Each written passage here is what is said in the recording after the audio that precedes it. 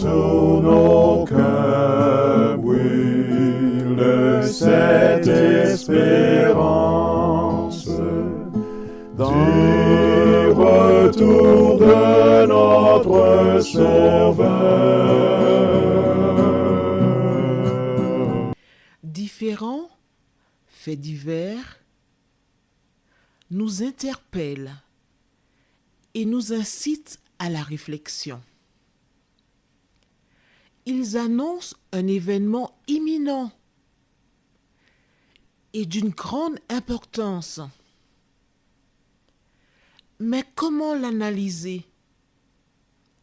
En écoutant Jean-Claude qui, à la lumière de la Bible, t'accompagnera et te permettra d'être prête, d'être prêt pour le retour de Jésus.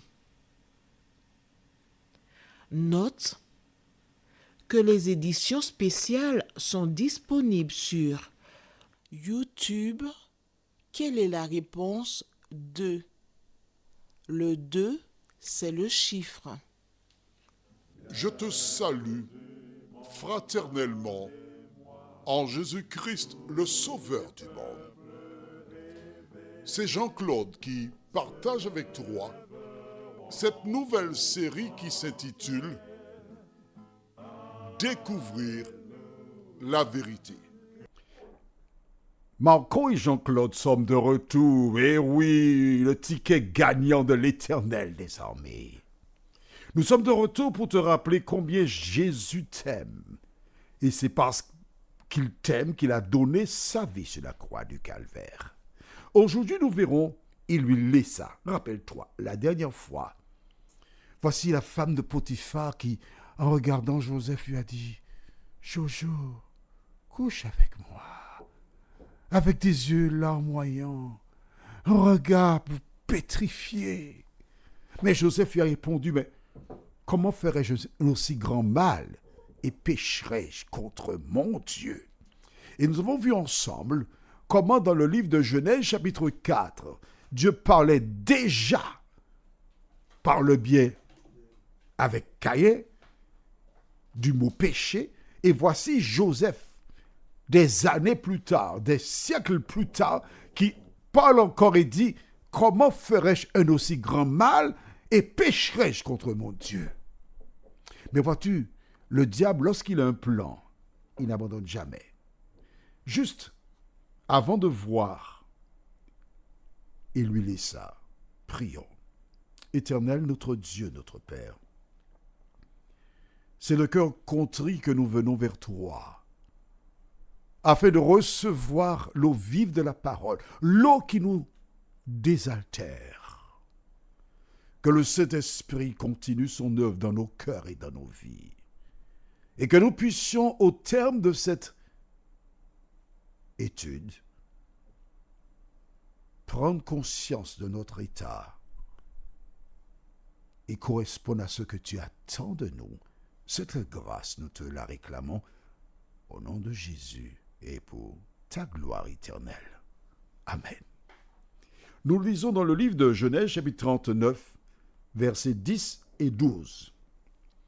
Quoiqu'elle parlait tous les jours à Joseph, il refusa de coucher auprès d'elle, d'être avec elle. Un jour qu'il était entré dans la maison pour faire son ouvrage, et qu'il n'y avait là aucun des gens de la maison, elle le saisit par son vêtement en disant « Couche avec moi !»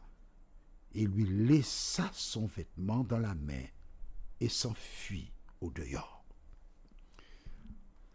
Mon ami, laisse-moi te dire que lorsque le diable est déterminé pour remplir une mission, il ne lâche jamais l'affaire. Joseph a clairement indiqué à la femme de Potiphar « Comment ferais-je un aussi grand mal et pécherais-je contre mon Dieu ?» Vois-tu, lorsque les frères de Joseph l'ont vendu, ils ignoraient que l'Éternel des armées avait sélectionné leur petit frère, l'enfant comme il l'appelait, afin qu'il descende en Égypte et représenter le royaume de l'Éternel des armées. Et il a clairement dit à cette femme, de manière simple et précise, jusqu'à présent ta maison est bénie. Jusqu'à maintenant, ta maison connaît le succès. Pourquoi? Parce que j'aime l'Éternel des armées. Parce que je respecte la loi de l'Éternel des armées. Et si je venais à répondre à tes avances, la bénédiction, tu la perdras. Mais le diable qui est derrière Madame Potiphar empêche à cette dernière d'entendre, de comprendre. Elle est bloquée. Et la Bible te dit, chaque jour, dès que Joseph entrait en sa présence, elle la regardait du regard et avec ses yeux, elle lui faisait signe. Alors, Jojo, tu as réfléchi à ce que je t'ai dit? Tu as réfléchi? Et chaque jour, il était martyrisé. Mais Joseph tenait. Vois-tu, certaines personnes ont mené de rudes batailles et remporté des victoires au nom de Jésus de Nazareth.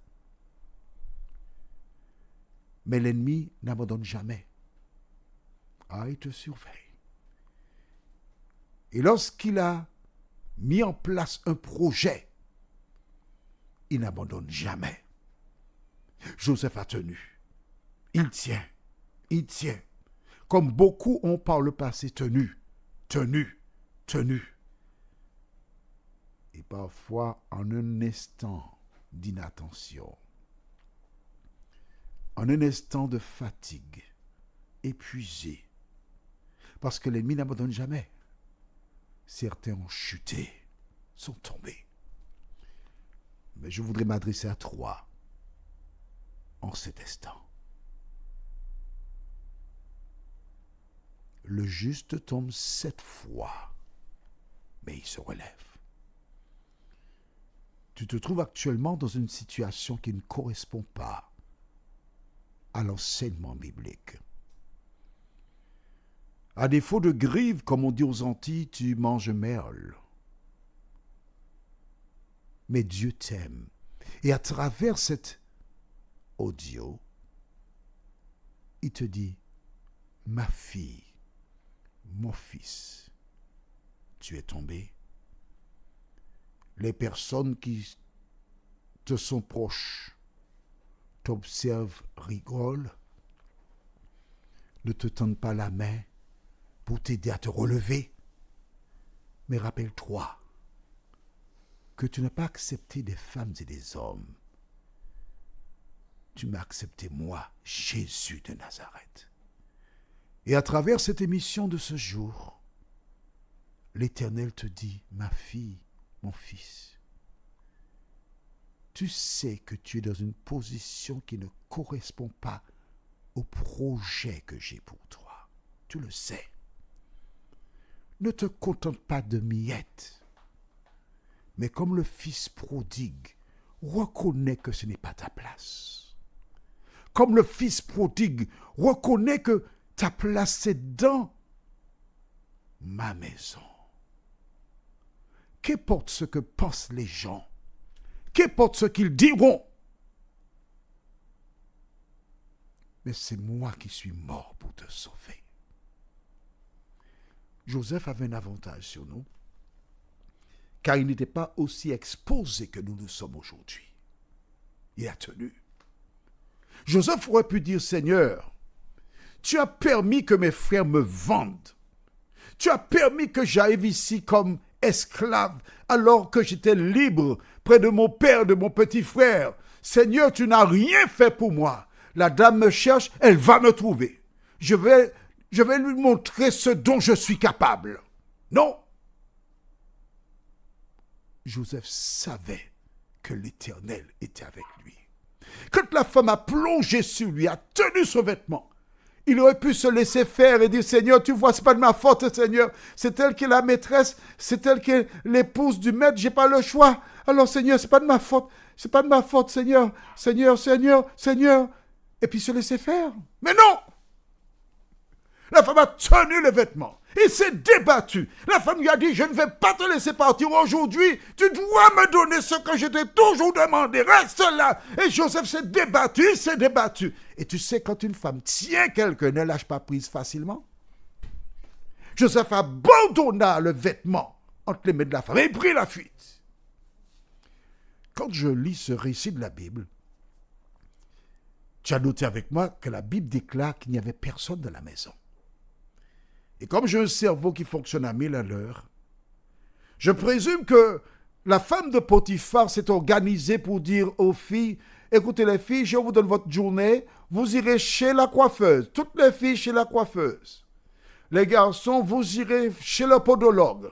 Elle s'est assurée qu'il n'y aurait eu personne dans la maison, qu'il y aurait juste Joseph et elle.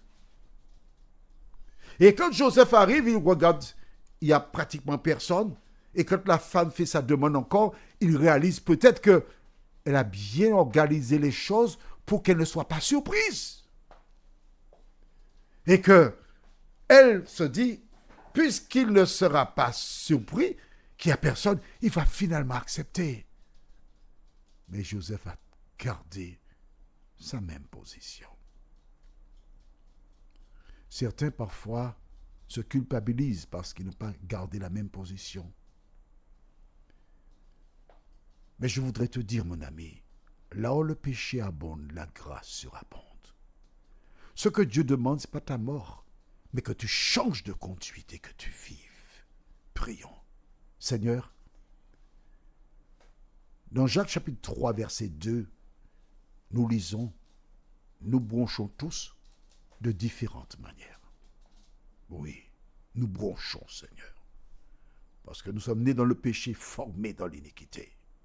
Mais dans Ézéchiel 18, verset 20-23, tu dis ce que tu demandes, c'est pas que le méchant meure, non, mais qu'il change de conduite et qu'il vive.